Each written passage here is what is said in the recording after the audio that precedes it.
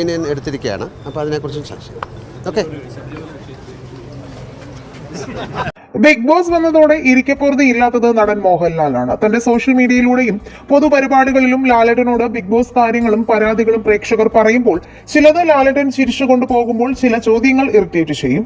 ലാലേട്ടൻ തന്നെ പറഞ്ഞിട്ടുണ്ട്, എയർപോർട്ടിൽ വെച്ച് പലരും എന്തിനാണ് റോബിനെ പുറത്താക്കിയത് എന്നൊക്കെയുള്ള പരാതികൾ തന്നോട് പറയുമെന്നും എന്നാൽ താനൊരു ആങ്കർ മാത്രമാണെന്ന് പറഞ്ഞ് ഒഴിഞ്ഞു മാറുമെന്നും.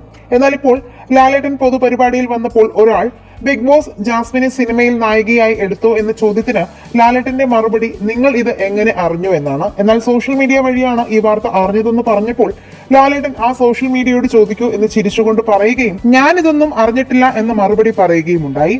എന്നാൽ ബിഗ് ബോസ് ജാസ്മിനെ വിജയിപ്പിക്കാൻ നോക്കുന്നുവെന്നും അതുകൊണ്ടാണ് സിനിമയിലേക്ക് നായികയായി വിളിച്ചതെന്നൊക്കെയുള്ള ഗോസിപ്പുകളും ലാലേട്ടനും ജാസ്മിൻ ജയിക്കണമെന്നാണ് ആഗ്രഹം എന്നൊക്കെ വരുന്ന വ്യാജ വാർത്തകൾക്ക് ഇതൊരു മറുപടിയായി കണക്കാക്കാം. കാരണം ലാലേട്ടന് എല്ലാവരും ഒരുപോലെയാണ്. അദ്ദേഹം എന്നും ടി വിയിലിരുന്ന് ബിഗ് ബോസ് കാണുന്ന ആളല്ല, ഒരു ആങ്കർ മാത്രമാണെന്നുള്ള സത്യാവസ്ഥ പലരും മനസ്സിലാക്കുന്നില്ല. ബിഗ് ബോസ് വിന്നർ ആരാകണമെന്നാണ് നിങ്ങളുടെ ആഗ്രഹം? കമന്റ് ചെയ്യുക, വീഡിയോ ലൈക്ക് ഷെയർ ചെയ്യാനും ചാനൽ സബ്സ്ക്രൈബ് ചെയ്യാനും മറക്കല്ലേ ഫ്രണ്ട്സ്.